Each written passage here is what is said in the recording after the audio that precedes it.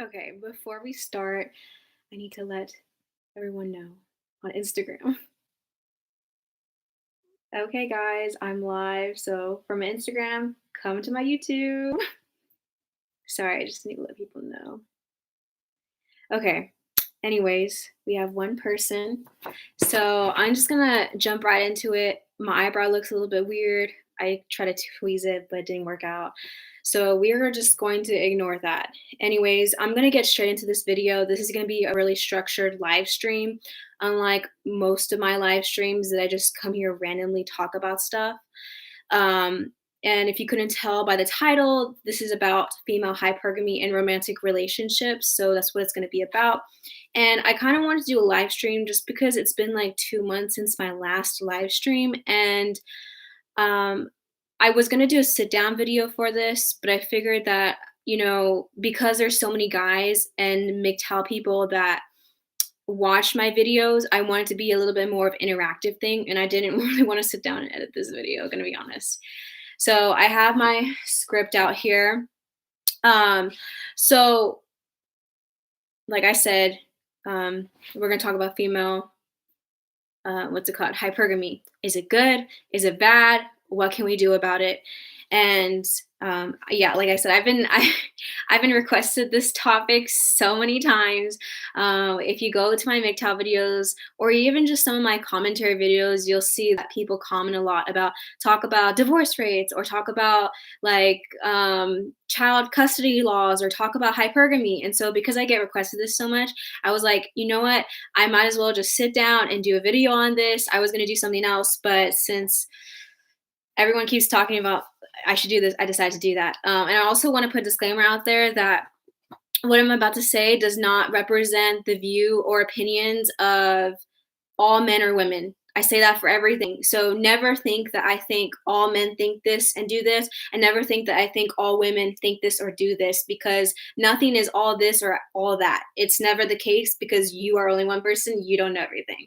So that is the case. So for those of you who don't know what female hypergamy is, or just hypergamy in general, let's just say hypergamy. What is the definition of hypergamy? Well, the definitions for hypergamy differ, and the actual definition of hypergamy is the action of marrying a person of a superior caste or system. So essentially what that means is, like, let's say me, I'm middle class or upper middle class because of my dad. Let's say I decide to marry Justin Bieber or a celebrity. They have like status, they have more money than me, they're considered rich, the upper class. That would be an example of me being hypergamous in my relationship because I'm marrying someone of a higher status, whether that's money or power or status whatsoever. So that's an example of that. That's the root definition of hypergamy. However, if you watch videos in the manosphere, sorry if I'm talking a lot. I really don't want this to I don't want this to be a really long live stream. Um, is if you have questions or you have comments or if you disagree with me or agree with me, you can feel free to be in the group chat. I always encourage and I always allow for open discussion, whether you disagree with me or not. Anyways, if you watch videos in the manosphere, specifically mgtow, what you will notice is that the definition that these men use for hypergamy kind of varies, because the actual definition is marrying somebody, I guess dating too, in a different social class that's above you. But when you look at manosphere content, they use hypergamy in a different sense. And that is what I'm going to use their sense, not the original sense, in terms of how I talk about hypergamy with women. So another definition is these are from Urban Dictionary, is an evolutionary psychology theory that suggests that females will discard a current mate when the opportunity arises to latch onto a subsequent mate of higher status in order to provide better for her offspring. So essentially what this means is that some men in the manosphere believe that women are hypergamous in nature, which we technically are, to the point that if there's a man that comes by and he looks better or he can provide more or he's richer, then she's going to leave you for him because of hypergamy. And there's nothing you can avoid. That's what they think, not what I think. Okay. Um, So also there's another kind of trend among people that think hypergamy is a tendency of women to deceive men, to deceive men and leech money and resources off of them. Some other people do see it as trading a current partner for a more attractive partner, trading a partner because they have more money than their last partner. So those are some of the general ideas surrounding hypergamy. So um, Sometimes people like to equate the basic level of hypergamy as gold digging. If you know anything about gold digging, is that when it's a female, it could be a male too, but generally it's women who go after the men, even if they're ugly, bald, and they're like old, they go after them just for money or for the power or the status, and they could care less about the guy. Like they don't think they're attractive, they're not in love, like that's gold digging. So there's gold digging is different than hypergamy. They could be one and the same, but they're different concepts. So, a point that, before today, before I did my research, I really didn't have like a solid opinion or basis on hypergamy. I knew what it was, but through my research, what I've come to realize is that, hypergamy exists for a reason. It acts like a biological weapon for a woman's protection in society. And I'm going to go more in depth on why I say that. But I do also want to point out that hypergamy isn't used by every woman in their relationship, and hypergamy also doesn't drive every woman in their relationship. Um, so many Another point I want to drive home for men who are watching this is that many women, especially in today's society and especially in the United States, we don't we're not driven by hypergamy in the sense that we're always trying to date above us. And oh, for you guys who just came on, this will be uploaded as a video so you can go back or watch it later. Um, we're not A lot of us, like myself for example, some of us aren't driven by the desire to want to mate up or date someone of higher status or who has more money than us. Some women, contrary to popular belief in the manosphere, is we like to date people who are at our level, who are similar to us in attractiveness, similar to us in money, financial status wise, power, and society standard wise. And the reason for that, and this is a quote, I wrote this down, my quote, okay, is I said, I prefer to date men at my level, not up or down.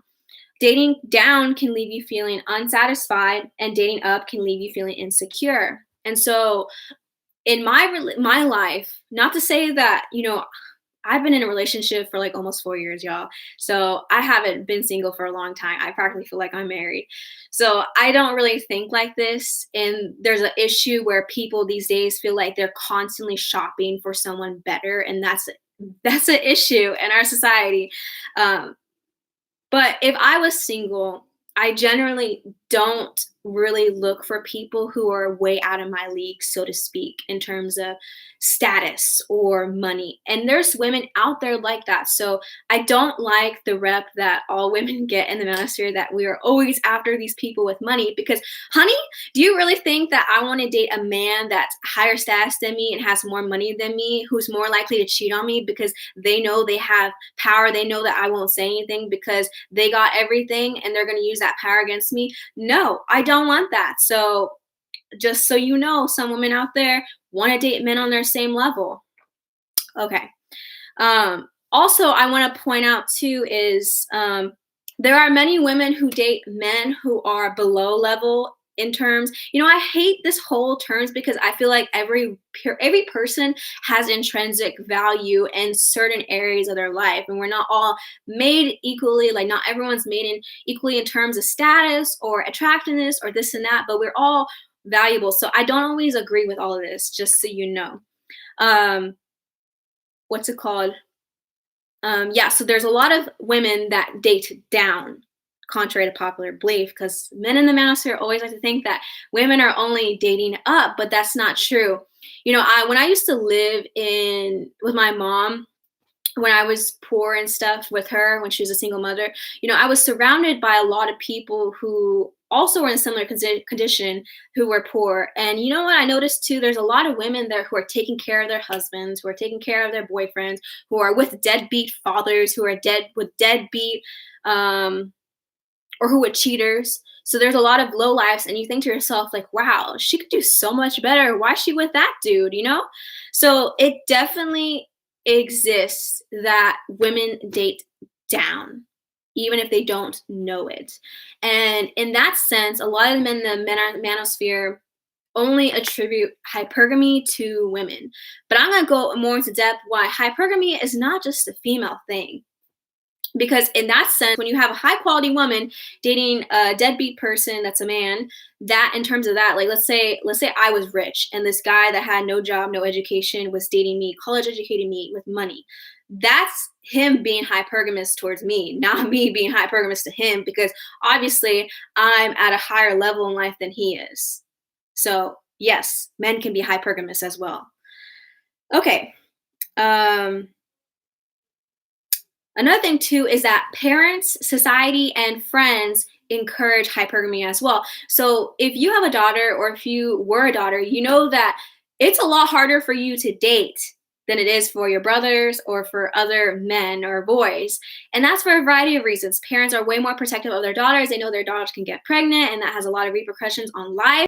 But one of the aspects of parents and friends is that they want the best for their, their friend, their girlfriend, or their daughter. And so you bring home a guy that doesn't have a job, that doesn't have an education, that is a cheater, that's not loyal. Do you think your parents are going to accept that? Do you think your parents are going to allow you and want you to get married to that guy? No, because they know that you can do so much better. They know that that person is less likely to be a good provider for you. He's less likely to be a loyal person. He's less likely to be a good husband or parent. And so that's another case that, your relationships to other people encourage that hypergamy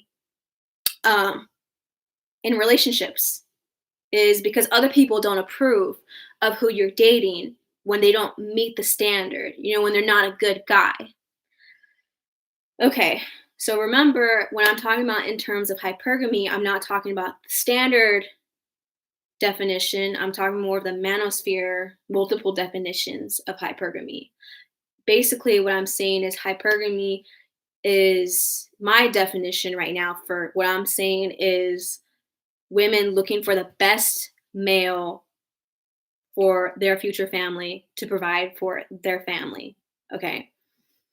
Now, let's see. So yeah, as a woman, you feel that pressure from everywhere, especially your family, to find a good man. And that's not a bad pressure. That's the type of pressure you want people to be in your life. Like, hey, girl, I think this guy is not good for you. You want that. You want people to slap you in the head and tell you, hey, him, no. Okay?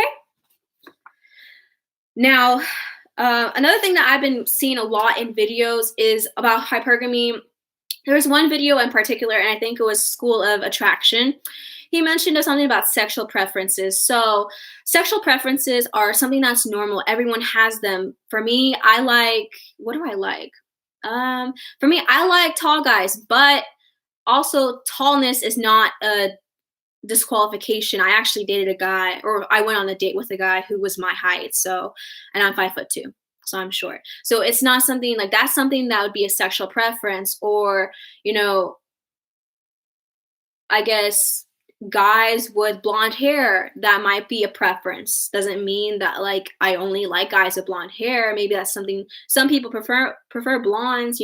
There's nothing wrong with that. You can't always control like what you're attracted to, and there's nothing wrong about that. So sometimes people equate the things that women want with hypergamy when they're in reality they're actually sexual preferences. Like some men don't want fat chicks. That's a preference. I mean, that's kind of harsh, but there's nothing wrong with that. That's not what you're attracted to. So who am I here to say like that's wrong, that's bad? Like, I don't care. Like you date who you're attracted to. So let's say someone's sexual preference is someone who makes more money than them, or someone who's a provider, or someone who is attractive. there's nothing intrinsically I can't even talk, I'm speaking so fast. There's nothing intrinsically wrong about that, but people always take it as hypergamy. And it could be, but if we're gonna label that, you have to label everything hypergamy because what sexual preferences make the mark and what don't. You know what I'm saying? Okay. I do want to point out one bad thing about hypergamy is that there is a side of hypergamy that women take to the extreme, and that's when problems come in. So one thing as a woman, and I've had this mentality as a past, keep in mind I'm only 20, so I haven't been on this earth that long, but when I was a teenager, so not even that long ago, a lot of women, the reason why a lot of women have problems in relationships and the reason why a lot of women leave good men is because every single woman, and I mean this, at least almost all women, I should say, have a checklist for the man of their dreams, for their future husband, for their boyfriend, for their partner. And by what I mean the checklist is that you have certain characteristics, you have certain sexual preferences, and traits that you look for in a partner. Have you ever seen on Dr. Phil or like I don't know, probably the Maury Show, shows like that where you have women with obnoxiously long lists? Like it's like crazy. Like, girl, like you need to take some of the stuff off your list. Like you're too like demanding, you know?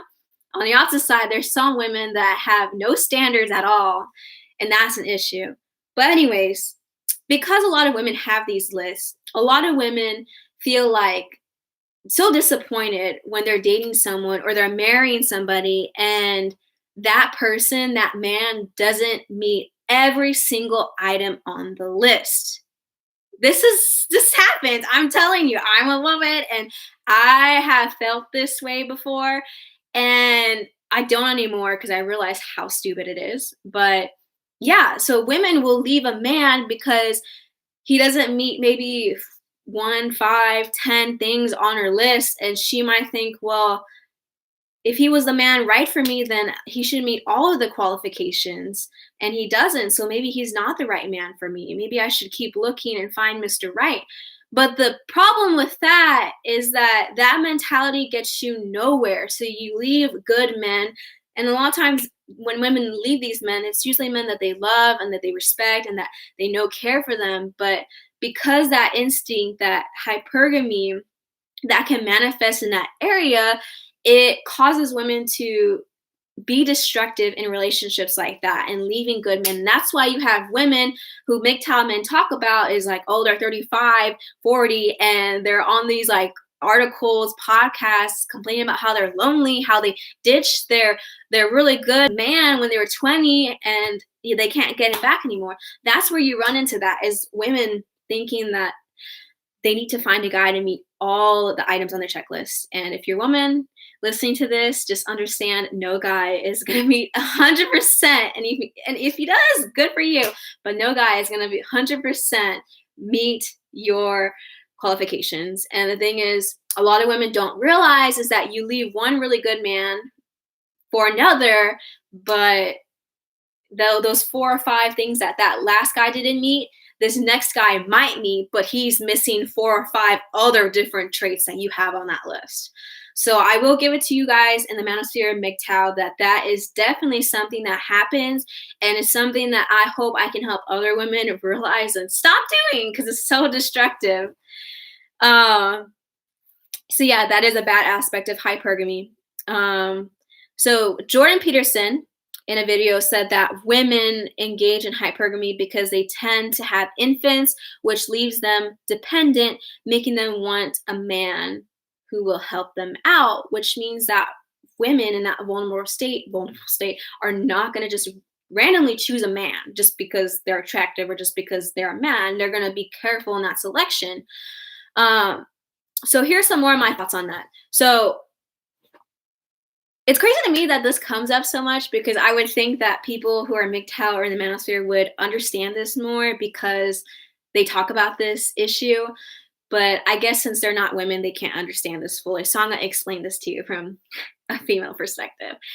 So women have more to lose when it comes to dating. And what I mean by that is, y'all already know our biological clock starts ticking. Like the practically the minute we're born, but practically the minute that we have our first period. Why? Because women's fertility declines a lot faster than men's do. And that's probably partially because women start puberty so much earlier on, and we're capable of producing offspring way more earlier in life than men are. Actually, wait, no, that's not right. No, men can always scratch that. Uh-uh. That was not right. That was infactual. Because men can always produce sperm. Okay, anyways, I should say that because women start puberty so early on, it's like their body is just hardwired like right away to produce offspring, even though you shouldn't really be having kids at that age, that young. Um, and because of this, when women hit 30, 35, usually I think it's around 35 when your fertility clock is like, it's like exasperating. And so a lot of women know this, and a lot of women, pregnancy is so scary. Like, even just thinking about that, I can't go to bed sometimes. It scares me. But a lot of women know this in the back of our heads. So, and we always have that societal pressure and family pressure from people is before you hit 30, you should find a husband, get married, have kids, because fertility is going down. You're not going to be able to attract a mate as well as you did when you were 20. All makes sense, right? Is it fair? No, but there's a lot of things in life that aren't fair. Because of this, I say that women have a lot to lose, is that, and I'm not even talking about casual sex. I'm just talking about dating people casually in the sense of dating them, but not with the intent of marriage. So if you're a woman and you have the intention of one day getting married and raising a family, you're doing yourself a disservice if you're dating guys with them having no intention of marriage and you having no intention of marriage, because eventually all of that sexual market value that you have will decline, and so will your fertility, and um, you'll have less time as you get older to find someone who's at the same place in life as you, who wants to settle down at the same time as you. Because if you're like 30 and you want to have kids, the guy probably doesn't want to have kids, but you can't wait that long. So that's why I say that, hypergamy exists for a reason. Like, you can't just date randomly like guys, because guys have a lot more of a bigger time window to put off kids. I wish I had that window, but I don't. So anyways, so that's what I mean, is that we have to be selective and effective in who we choose to date, because if women weren't hypergamous in the sense of not being picky with who they date, and they just dated losers, not to say that all men are losers, because not all men are losers, just so you know, a lot of us would end up like that 35-year-old lonely woman that mgtow people like to make fun of. See, that's how you end up like that, is just not having standards and not realizing that what you want is marriage and kids. And not everyone wants that. Not every man or woman wants that. So I totally understand that and respect that. I'm talking about the people who do. Okay. Okay, here's another thing I saw from Wikipedia. If you didn't know, yes, Wikipedia is not the most reliable source, but they do cite things. So if you didn't know that. So said, this is not my words. I think Jill St. Paul argued that based on mathematical models, human female hypergamy occurs because women have greater lost mating opportunity cost from monogamous mating, given their slower reproductive rate and limited window of fertility, and thus must be compensated for this cost of marriage. Okay, so let's talk more about. I will read the comments after I'm done talking about this. I don't want to get too sidetracked. So, extreme female hypergamy is a bad thing. It's like anything in life. Anything that's extreme is not good. It's not. But I do want to say that hypergamy in its basic level, in terms of women looking for the best person for them and their future family, hypergamy isn't preventing every man from getting a woman or getting a wife or getting a decent partner for that reason. Because if you look around, there's a lot of unattractive men, so to speak, who have wives or have attractive wives. Like there's guys, it's because they don't rely only on looks or status or money. They have other stuff to bring to the table. And in this like essay of mine, I'm gonna go later on into it, but I just want you to understand that women don't only look for those things. Some women don't even look for any of those things, but there's a lot of things that you can do as a man to attract a woman, to keep a woman. You don't like for me, like when someone like when I read these stuff and they're like, "Oh, women only want money, fame, they only want attractiveness." I'm like, "No." Anyways, I digress. Um So yeah, and I do agree that with social media, with dating apps like Tinder and Bumble and dating websites, I feel like female hypergamy has gotten a little bit worse out of hand because of these things, because it's so easy to swipe right and left. But no one even takes those apps really seriously. Like no one, men or women, I mean, I guess you could, no one really forms like really good relationships. It's usually for like hookups anyway. So I can see where that imbalance comes in, where men are feeling like women have all the choices in the world and that they don't. So I understand that that could be the case. I personally have never used dating apps to date people. I actually might do a story time about the time that I used dating apps for something else, in my experience with that, but that's for a different video. Okay. So another thing is that remember, guys, just like many of you need to be attracted to a woman in order for you to want to date her, I guess love her, fall in love, you have to be attracted. That's there's nothing wrong with that. Like everyone needs to be attracted to a person. Sometimes that attraction grows in a relationship, even if you're not initially attracted to someone, that definitely happens, but you have to be attracted. And the same thing goes for women. Women, I don't think we don't really care as much as a guy does. Like I feel like guys, they're like, oh yeah, she could be hot. I don't care anything else about that. For women, we care a lot more about other things than looks. Looks are important.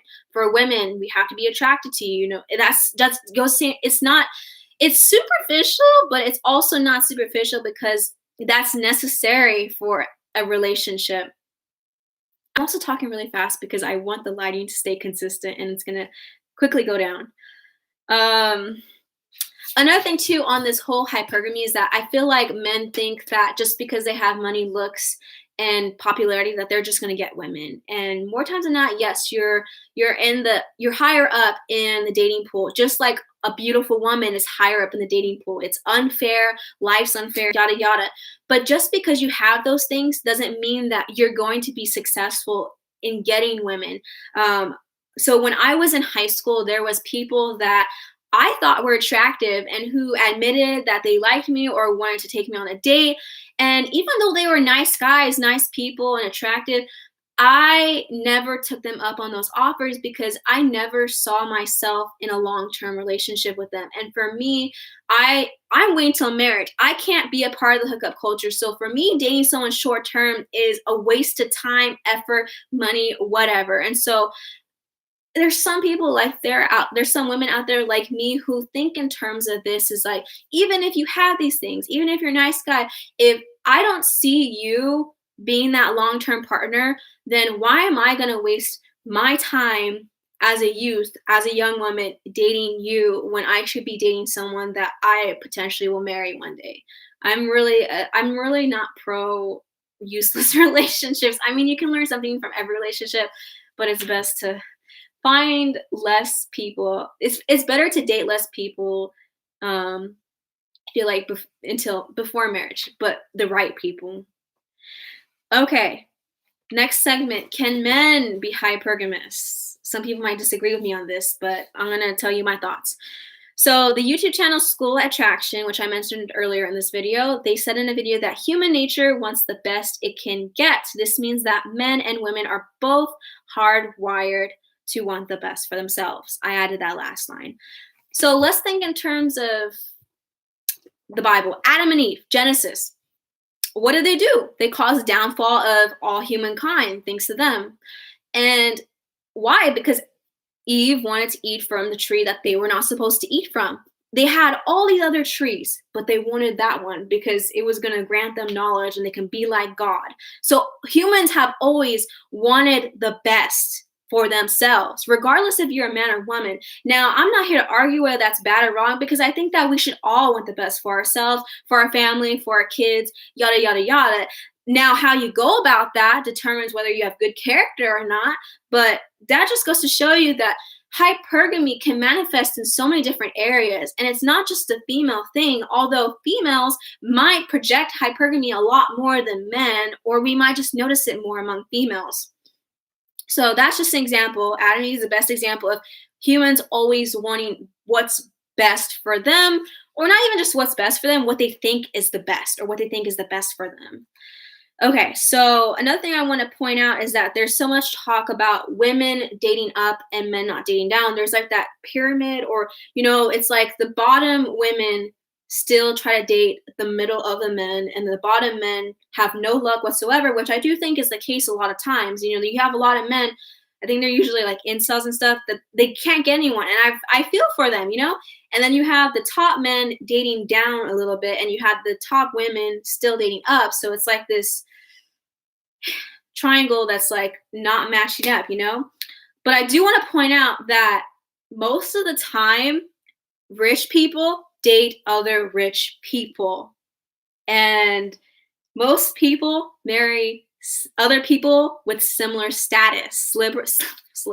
Celebrities tend to marry other celebrities. They don't marry your common person. Rich people don't tend to marry, someone living in poverty. They tend to marry other rich people. People tend to marry and date and even have friends, associate themselves with people like them. They don't normally go out of their way to integrate themselves in a different class. I mean, I wish that were the case, because honey, we're all humans, we're all the same, but whatever. And the same thing is with attractive people. Most attractive people date other attractive people. And if you're attractive, I mean, it's superficial, but why would you want to date someone not as attractive? That's just how it is. It's not right, it's not fair, whatever. What are you going to do about it? So with all this talk, it's like at the end of the day, there's not so many women that are like dating so way out of their league. So that's what you have to understand. Okay, so men practice hypergamy, but they do it in a different way. Okay, so one article that I read, and I'm gonna link all of this stuff in the description after this live stream is over, by the way, is that men trade status, power, and resources for looks. So they trade all of that to get an attractive woman. Now, women trade looks for status, power, and resources. So the opposite is true. I thought that was a very true quote. Okay, so let's say, okay, so you're average, you're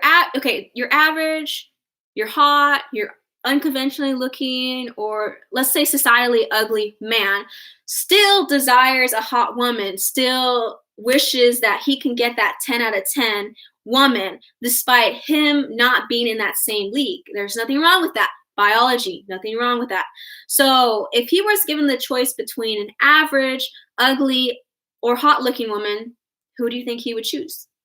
The hot-looking woman. I don't think any of us have to argue that, okay?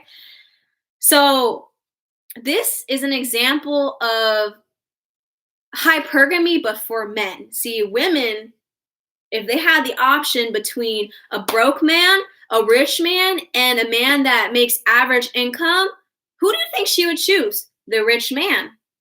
It's the same thing, but because men and women are different, they want different things. So, they're both, it's okay. There's a hint of superficiality in those things, but at the same time, it makes sense because of biology, psychology, all of that. It makes sense. The level of extreme in those regards is what makes that bad, I should say. Okay. So female hypergamy causes some women to divorce or leave their partner for a better looking or richer man. But the point I'm trying to drive home is that, for me on my channel, it's really important. I don't take sides. I will call out women. I will call out men. I am not a feminist, and I'm definitely not a mgtow supporter. But at the end of the day, I understand both where they're coming from, and I agree on certain aspects of both. But I also disagree. And so I think that when you do a commentary, especially, it's important for you to be able to call out your own side. And what I don't see a lot from the manosphere is that talking about the opposite side of the issue. Like, I agree, people take hypergamy to the extreme level for women. So this I don't really know how common this is. I really didn't look up stats for this, but this does happen, is that some men trade their partners in for more attractive and younger women. We know that men prioritize youth and attractiveness in women. Biological, huh? So you do have men, and this happens not so much at a normal level. Like, your average man isn't really going to do this, but men who have power, who have money, all this and that, they tend to exchange their girlfriends. It's usually girlfriends that this happens to, not so much wives, or they cheat. They trade in, for a more youthful, attractive woman once their woman is hit the wall, so to speak. So that's superficial. That's wrong. It's the same as a woman trading in her current spouse for a richer person. It's wrong. um, so yeah, we can't ignore the fact that there are men that will be tempted to leave their current partner if a hotter girl, if a woman with a higher sexual market value presents herself to him, because it does happen. Like I said, same thing, but different scenario. Okay. And I want to say that the whole trading in for your partner, um, wait, never mind. I'm gonna go on a different thing. So this is another quote of mine that I wrote. I said, many mgtow men complain that hot women don't want them, but yet it seems like they don't even try to date within their league. There is a reason why you're single. They think that they deserve a hot woman when they have nothing to offer but complaints. So I know the manosphere and mgtow is all about improving yourself, and I think that's a really good thing. I think everyone should improve themselves.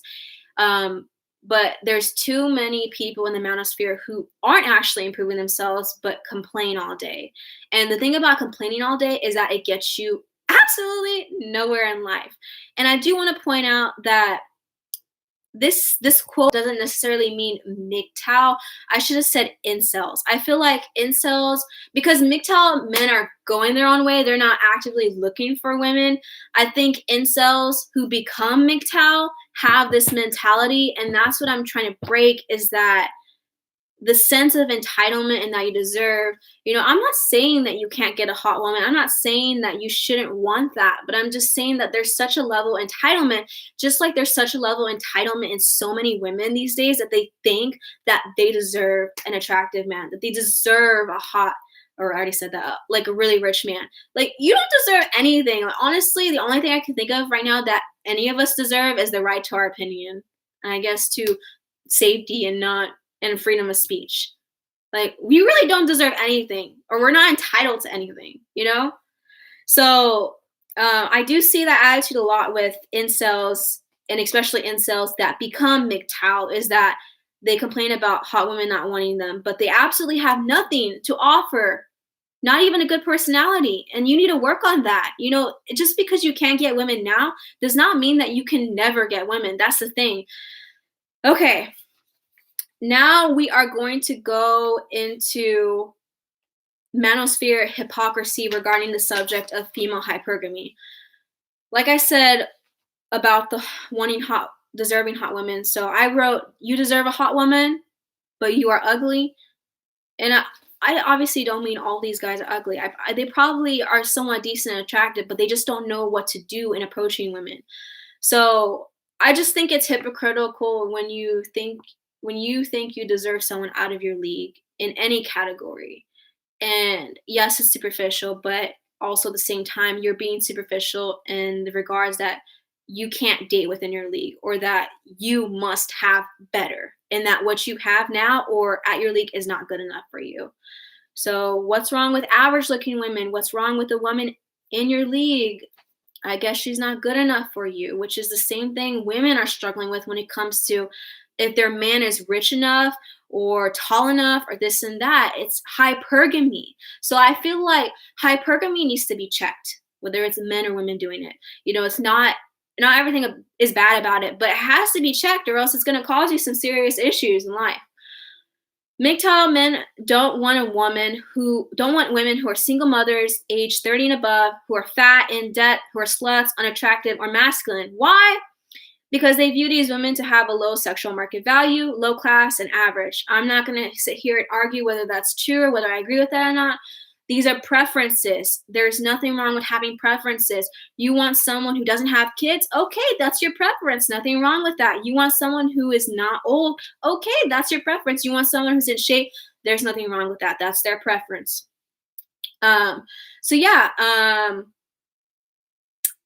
is it harsh to have these preferences? Excuse me, sorry. Yes, of course it does, especially I'm dying over here. I don't got coronavirus, just so you know. I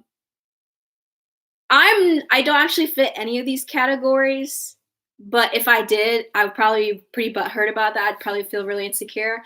So I can definitely see how some women might feel that this is really harsh. But at the end of the day, like, these men have their preferences. How is this different than for women who don't want to date men, who still live with their parents, who are balding, who are jobless, who are unattractive, who are fat, who don't work out, who don't have any ambitions in life? How is that any different? It's a preference. You have standards. These MGTOW men, that's their standard. Some women have standards too. They're a little bit different than what men have. What is the difference? And why is one bad and the other one good based on gender? Tell me why. I'm sitting over here thinking, I'm like, really? People having standards is not a bad thing. Having too high of a standard and having too low a standard, that's a bad thing. And to answer the question, which was rhetorical, is that there's nothing different, really. It's the same, just different based off gender. And that's where the hypocrisy lies, is that you can have standards, but you're getting mad at women for having standards. Okay. And this is another quote of mine. I wrote many quotes today, so don't steal them unless you attribute them, is hypergamy is harsh. But what people don't realize is that it is a concept that pushes both men and women to better themselves in order to become competitive in the dating market.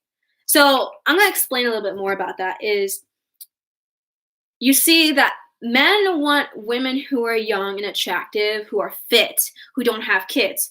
So let's take me, for example. If I'm in the dating market and I want to be attractive to men, what am I going to do? Not have kids out of wedlock. I'm going to try and stay fit, stay slim, not have any unnecessary fat on me. And what am I going to do? Maybe wear makeup, maybe style my hair, maybe wear cute clothes. That would make me competitive. That's me using hypergamy in a way to better myself. Okay? So in terms of men, how to use hypergamy into making themselves, better, is that it pushes them to work out, get strong, get muscles, get a job, what else? Work on, maybe there's something that you can do that's making you unattractive, maybe grow facial hair, or maybe don't, or cut your hair, don't wear it long, It pushes both men and women to better themselves so they become competitive.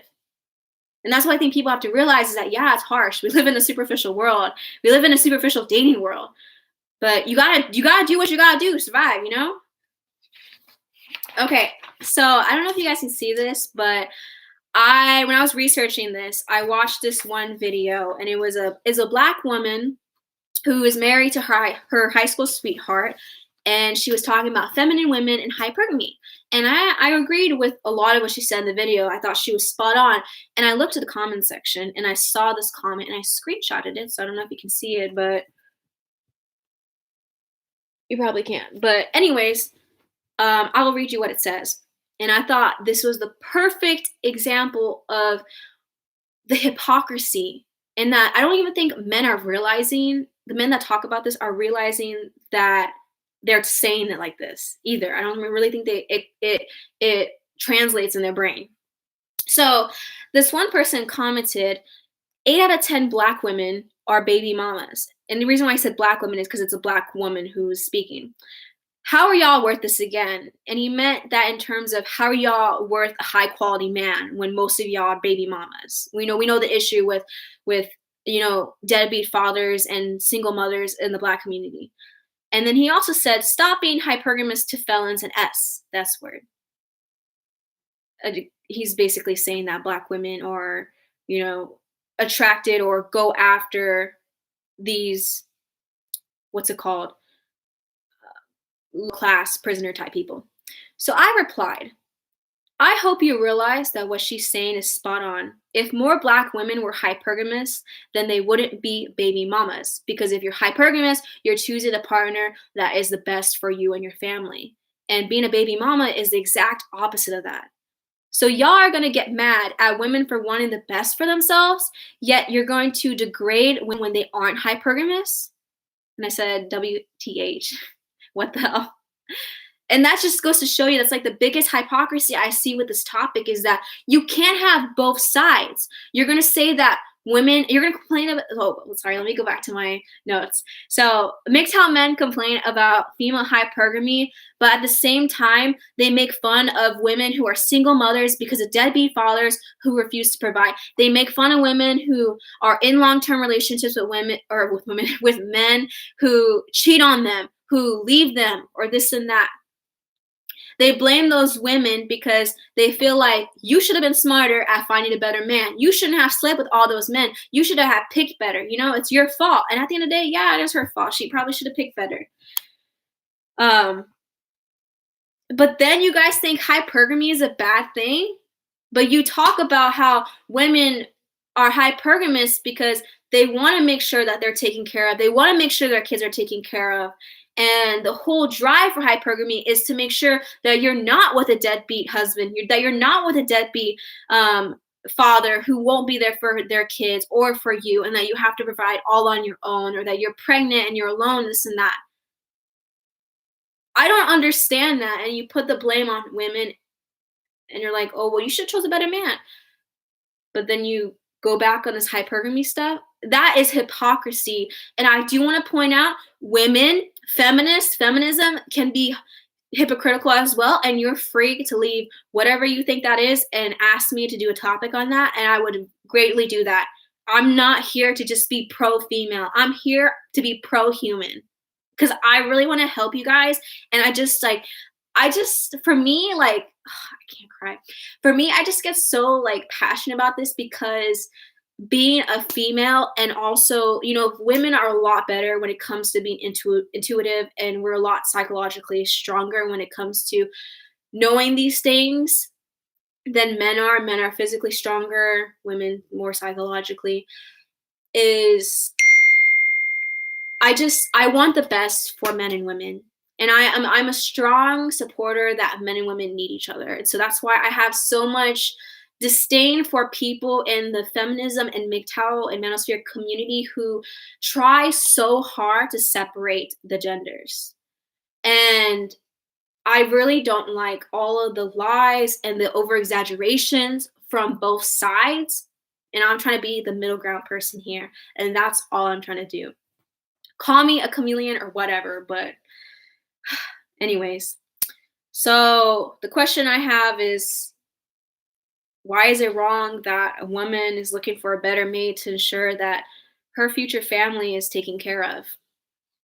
Because if you think about it, when you're pregnant, you're vulnerable. You're vulnerable to a lot of things. And it's like while you're pregnant and after you're pregnant, like working, that is so tough. And like sometimes it's impossible. Like, what are you gonna do about that baby? So you have to think in terms of, oh my gosh, I just need to stop getting sidetracked.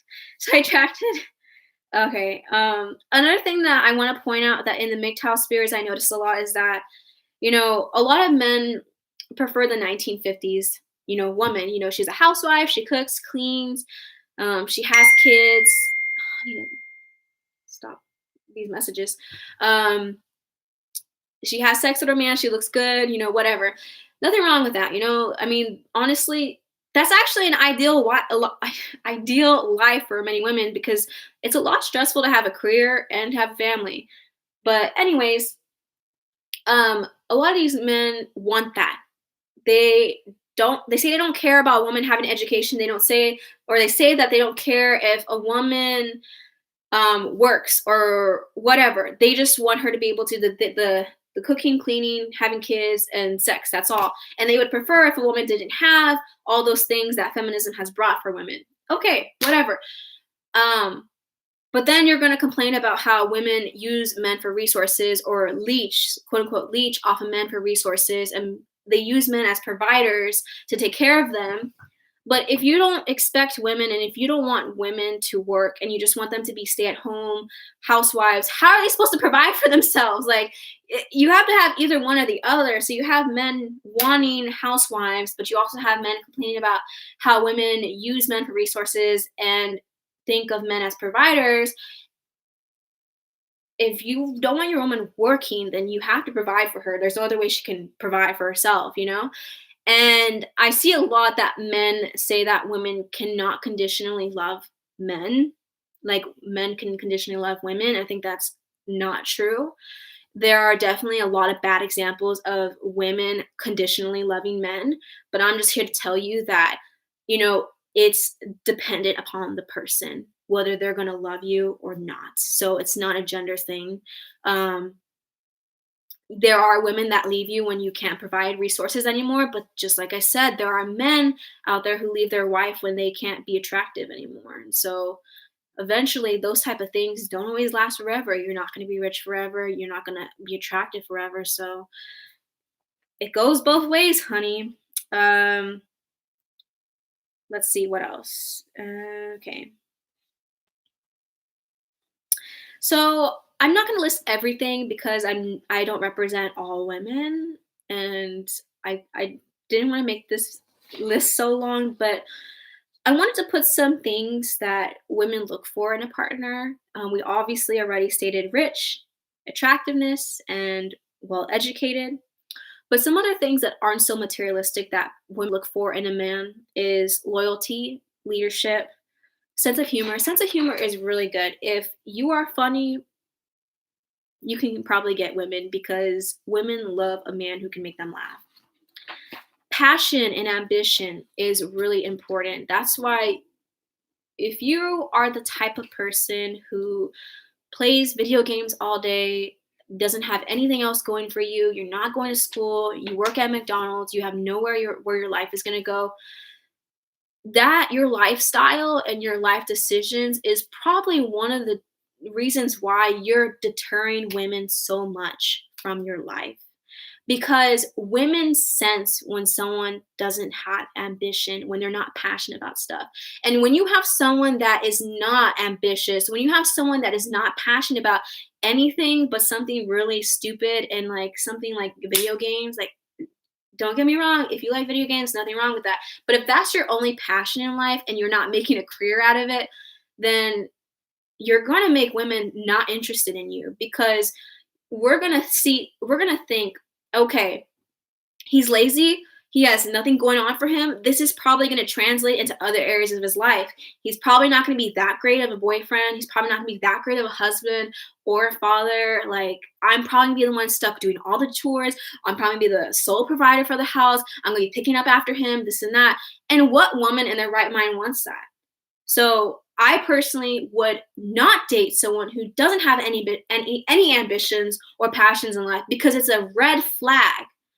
So that's something that you have to make sure. Find something. Women love when someone has a passion about something. You love playing the guitar, you're a musician, or you're passionate about like biology or something. Like, have something that you're passionate about. Confidence. Okay, women can sense when someone is not confident.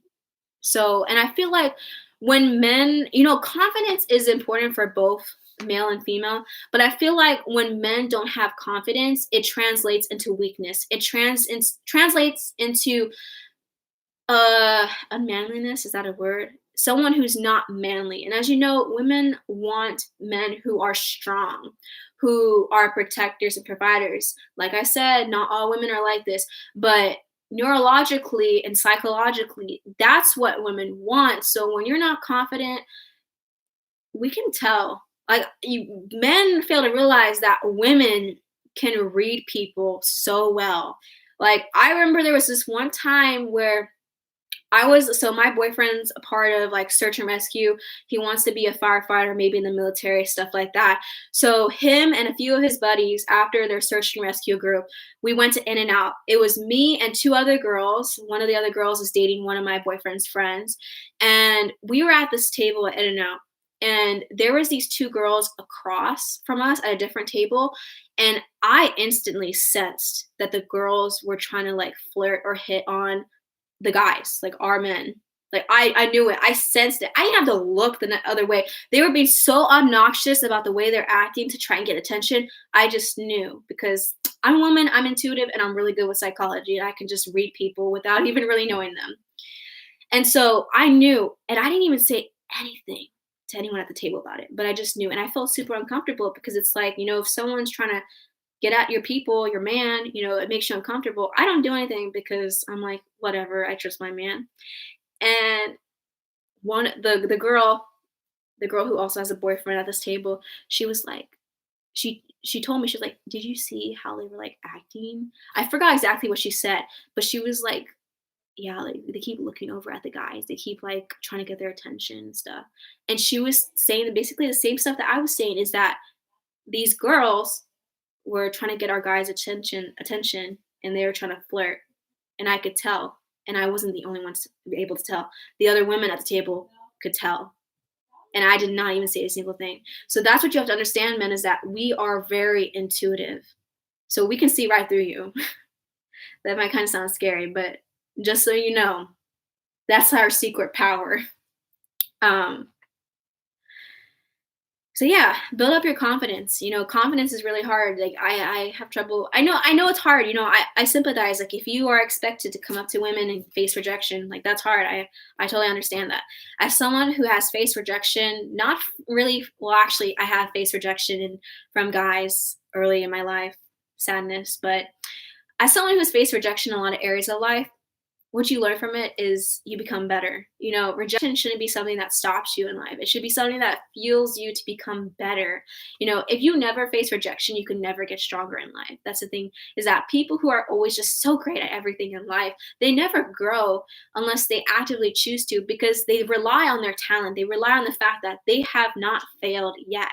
So when you hit that failure, when you hit that rejection, that doesn't mean that you can't get better. That doesn't mean that life can't get better. That's a bad attitude. Don't victimize yourself. Another thing, good listeners. We want to be heard. Like if you can listen to a woman, and I mean, there's guys that will just be like, yes, sweetie. And it goes in one ear and out the other, like they have ADD or something. I mean, actually listen, be able to recite like what she said. We want to be heard. So men, I mean, you have to be careful that you're not being a good listener and getting trapped in the friend zone, obviously. But that's one thing that women like. That's not materialistic. Kindness and empathy and personality. So one of the things that I look for in a person and a guy is that I look at how they treat their family. I look at how they treat friends. I look at who they hang out with also. I look at how do they treat the person serving us at Chick-fil-A. Because when you look at, and this goes for women too, when you look at how somebody treats random strangers or their own family, you will be able to come up with what type of person they are. So if they treat the McDonald's server poorly, they're probably not the best person. And if they treat them with respect, that means they usually carries in their romantic relationships. So I think that, kindness, empathy, and having a good personality is other things that women look for in a man. It's not just like, oh, you gotta be rich. Like, you know what? I could care less about a guy being rich, to be honest. I mean, that's nice and all, but The thing is, there's so much like guilt with women tied to dating someone who's rich because we don't want to be labeled as gold diggers, and we don't want people seeing us as if we're with this person because we want their money and not because we love them. And so I would feel repelled from dating someone who's rich because I wouldn't want them thinking that, and I wouldn't want other people thinking that I think that. Okay, now we're going to go on to feminism and hypergamy. So the argument is that since women no longer rely on a man who are often because they are often educated and have jobs and have their own income, they only date men who have PhDs or who make more money than them, which leaves a good chunk of men single because if you look at the stats, more and more women are in college and college educated than men. Now, on average, men do tend to make more money than women, but that's typically because of lifestyle choices. Men tend to work more hours and choose higher paying career fields. So, but we're going on a trend where you're seeing more women in leadership roles. Not that that's a bad thing. You're seeing more women make more money than your average man.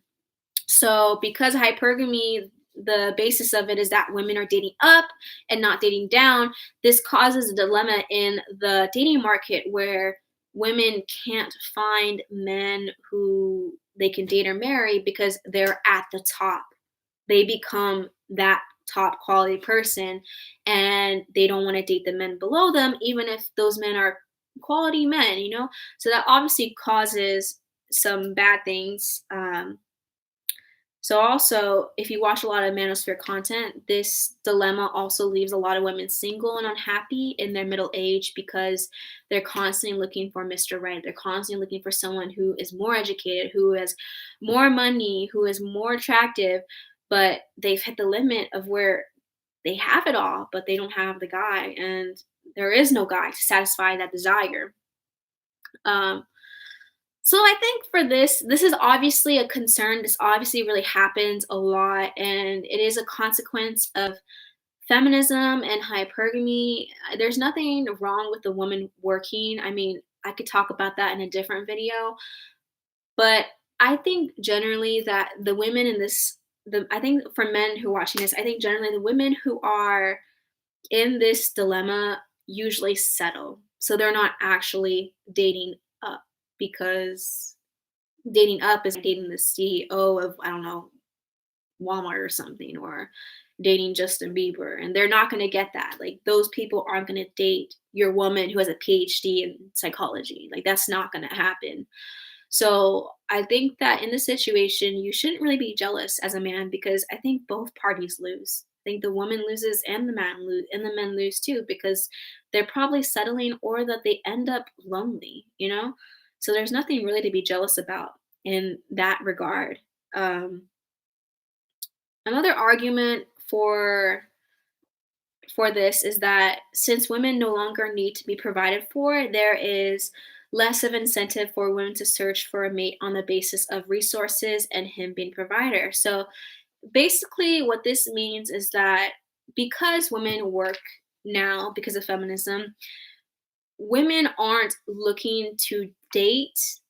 I'm not saying this is the case. I'm just saying this is another argument that's proposed is that because women provide for themselves now, we're not looking for men on the basis of them providing for us. So we're not looking for the richest guy out there. We're not looking for a guy who has the best job because we can make our own money. So with that logic, you would think that it would make the dating market easier for men since they don't have to be the best provider. They don't have to make the most money and stuff. Um, but that doesn't always necessarily translate 100% accurately in life. But that definitely is another point is that men do have to realize is that, yes, most women do see men as providers because at some point in our lives, most of us will be pregnant or have kids and have multiple kids. So during that time, especially, we need someone to be able to provide for us so that way we can provide for our children and take care of them. But overall, most women today are wanting to work and willing to work. There are some women that know that they want their place to be home and that's it. So not every woman is dating and thinking in terms of, okay, I need to find a provider. There are more in terms of thinking, I want a lifetime partner, I want someone I love. That's the case. Okay. Also too is that you need to remember that traditionally, and still to this day in many poor countries, third world countries, women could not and did not um, provide for themselves. They couldn't. It wasn't an option, and it is still not really an option for many women. And even if it is an option in certain countries, there's not really a lot of opportunity, whether that's societal or whether that's from your family or just opportunities in general. Like working outside the home for many women to this day, and in the past, even for Western societies, was not an option. So it's not like women were trying to be lazy. It's just that was just the role back then for women. And in some regards, it still is. So this meant that because you had no option to provide for yourself, your father, your family provided for you, and that they stressed marriage so that you could still live and survive in society and life for a world that you couldn't take care of yourself in, and that society thought you couldn't take care of yourself in. Because of this meant that you as a woman need to marry a man that could provide for you. And this is kind of where I feel like hypergamy starts, is like way back then. If you think in terms of society back then, it's like if a woman who couldn't work, today we have the option whether we want to work or not. I mean, most of us have to work because you don't have anyone else to provide for you. Is if if you married a man who was at the same level as you, so not being hypergamous back then, that meant that if you were going to basically be homeless because you are marrying a guy at the same level as you. You're basically penniless, and he's penniless because he's on the same level as you.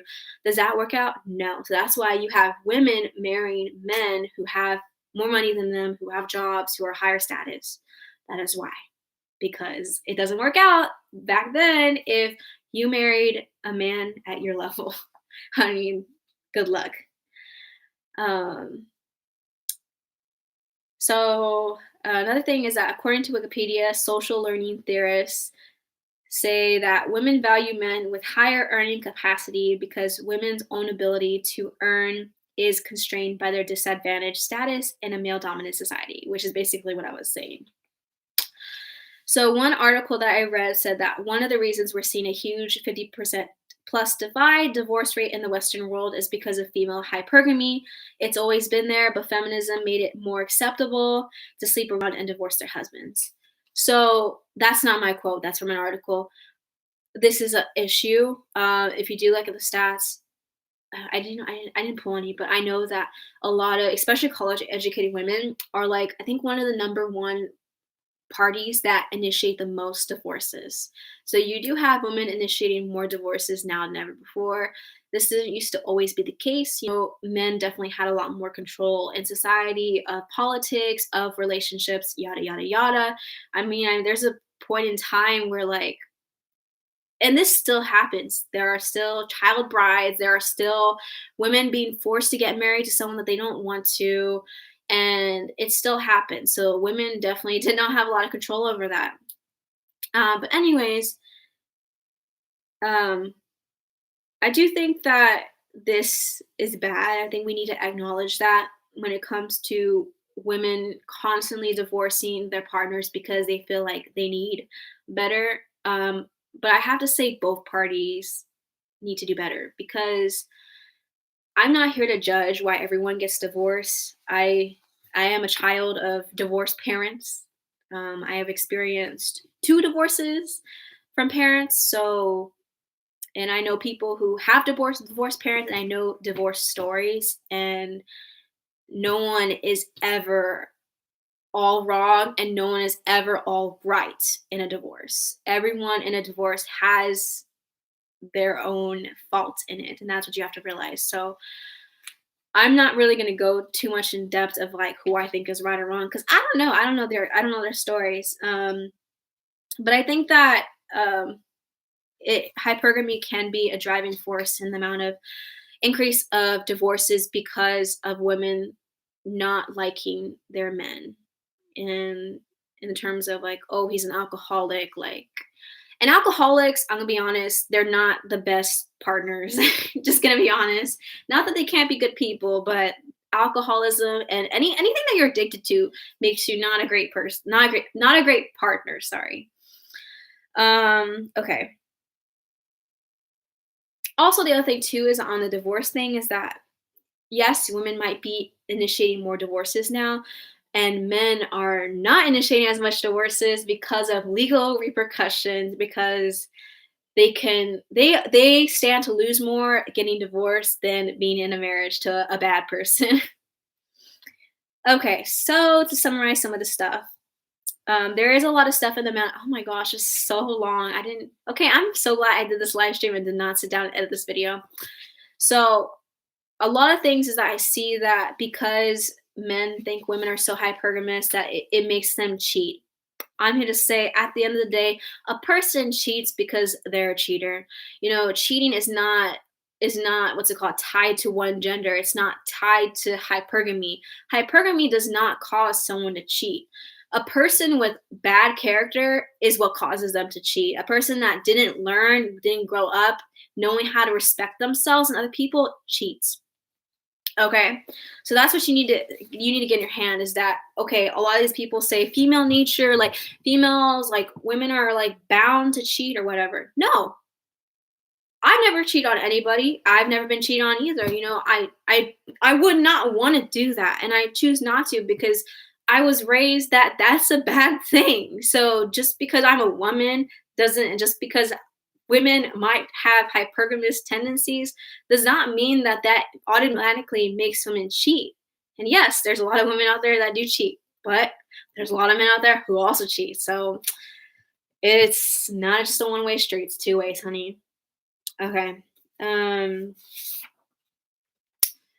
Work on yourself, men and women. Work on yourself. This is the hardest thing because it's so easy for all of us, including myself, just to victimize ourselves, blame society, blame everybody but yourself, and realize that the real issue might be you. You know, I learned early on that if you if you are constantly having the same issue in your relationships in life and your relationships never last, they're never fulfilling, you have to sit back and realize, is this me or is this other people? Because the common denominator is yourself. So you have to look and see, is there something I can work on? Is there something that I can improve that is causing me to be unsuccessful in my relationships? So work on yourself. Stop complaining. Like I said, there are men that are hypergamous and leave their partner for a better looking partner because their partner got fat, became unattractive, maybe got some wrinkles. So they traded her in for somebody better, somebody younger. Both genders do this to each other. I stress that so much out is that both genders are so guilty of doing injustices to each other. And that's where you have to nip it in the bud and realize, hey, I'm not going to do this because I don't want to be that person. I don't want to treat people like that. And because women are hurt by men and men are hurt by women, you know what people do? Instead of trying to become better, they hurt other people in that same gender. So women go out there hurting men because they've been hurt by men, and men go out there hurting women because they've been hurt by women. But you know what? That does not solve anything, not even for you, not for society. That actually causes more problems because you're causing more people to be hurt and more people to do the same exact thing. So don't do that. Many men feel that hypergamy has made it impossible for them to find a decent woman, or I should say feminism has made them feel like they it's impossible to find a decent woman, which I mean, yeah, that's probably the case. So, but the last thing that I want to say about this is that if you are complaining about female hypergamy, and I'm talking about in the basic sense, sorry, I'm getting kind of uncomfortable in this position. If you're complaining about female hypergamy in the basic sense of women not choosing you or choosing someone else because you don't come off as someone who could be the best person for their future family, you are either one of two things or both. You are either chasing after shallow people, chasing after the girls who only want money, attractiveness, only want popularity, who are shallow, who are that's gold diggers, I should say. You are chasing those women. And I have to say, what do you expect? I'm sorry that you're hurt by that, but you got to be smart enough not to chase people who are shallow like that. So that's one example of the type of person that you are if you're complaining about female hypergamy. Or you are not doing the things that you need to do to improve yourself, make yourself better, and make yourself competitive in the dating market. Like I said in my makeup video, women do a lot of stuff that come off as superficial to men, like getting plastic surgery, dressing up, putting on makeup, going to the gym to better themselves so that they become attractive to men, so that way that they can compete with other women. The same thing is with men is that if you want women to notice you, you can't sit on your computer and just complain about women all day because that is not going to do anything for you. It might be a coping mechanism, but at the end of the day, that's not how you attract anybody. So that's all I have to say is that if you're having this issue and you're blaming on female hypergamy, I think that you really have to see if you are chasing the right people, are they shallow or are you not working on yourself or both? So that is basically what I have to say on the topic. Obviously, I could probably say a lot more if I did a lot more research, but man, I spent so many hours on that. So if you guys want to engage and comment some stuff, I'm gonna do that now because I don't want to make this live stream end or like I don't want to make it like last too long because it's already over an hour. Oh my gosh! So I'm gonna read some of these comments. So all of you who said hey back. That would be called hypogamy. That's what I found out.